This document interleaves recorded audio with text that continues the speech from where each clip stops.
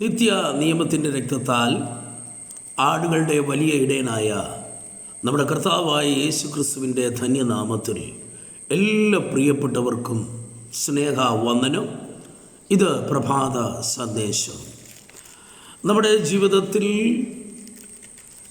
സന്തോഷം പ്രാപിക്കുക, സന്തോഷത്തോടെ ജീവിക്കുക, ആനന്ദത്തോടെ ജീവിക്കുക എന്ന് പറയുന്നത് നമ്മുടെ ജീവിതത്തിൽ ഏറ്റവും വലിയ പ്രതീക്ഷയാണ്, ഏറ്റവും വലിയ ആഗ്രഹമാണ്.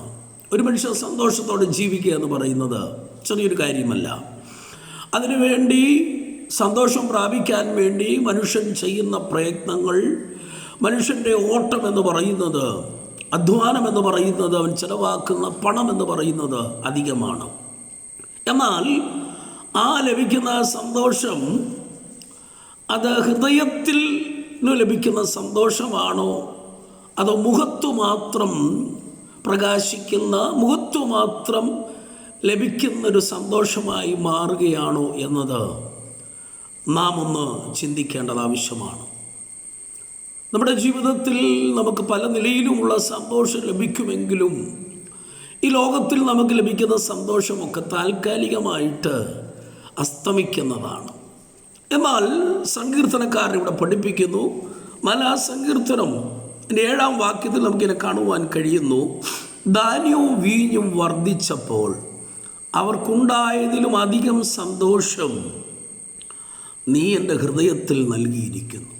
ദാവീദ് ദൈവസന്നിധിയിൽ പറയുകയാണ്, ധാന്യവും വീഞ്ഞും വർദ്ധിച്ചപ്പോൾ അവർക്കുണ്ടായതിലും അധികം സന്തോഷം.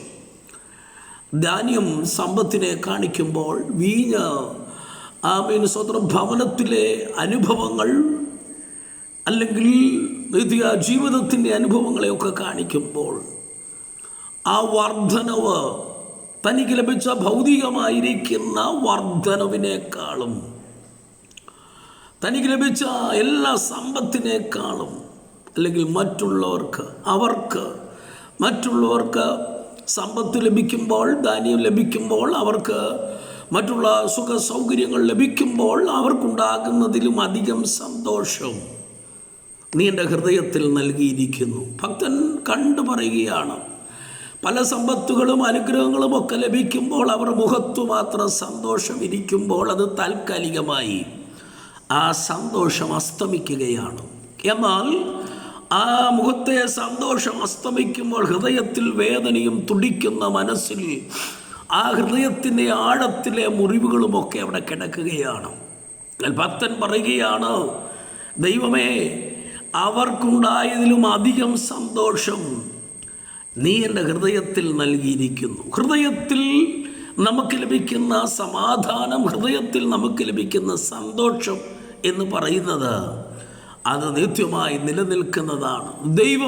ദൈവികമായി ലഭിക്കുന്ന ഏത് സന്തോഷവും, ദൈവികമായി ലഭിക്കുന്ന ആത്മീകമായ ഏത് സന്തോഷവും അത് നമ്മുടെ ജീവിതത്തിന് എന്നെന്നും നിലനിൽക്കുന്നതാണ്. ഇന്ന് ലോകത്തിൽ എത്ര പണം കൊടുത്താലും ലഭിക്കുന്ന സന്തോഷമൊക്കെ അത് മുഖത്തെ ഒരു എക്സ്പ്രഷനായി മാത്രം അസ്തമിക്കുമ്പോൾ അവന് ഹൃദയത്തിൽ ഉണ്ടാകുന്ന സമാധാനവും, ഹൃദയത്തിൽ ലഭിക്കുന്ന സന്തോഷമെന്ന് പറയുന്നത് അത് വളരെ ആഴമുള്ളതാണ്.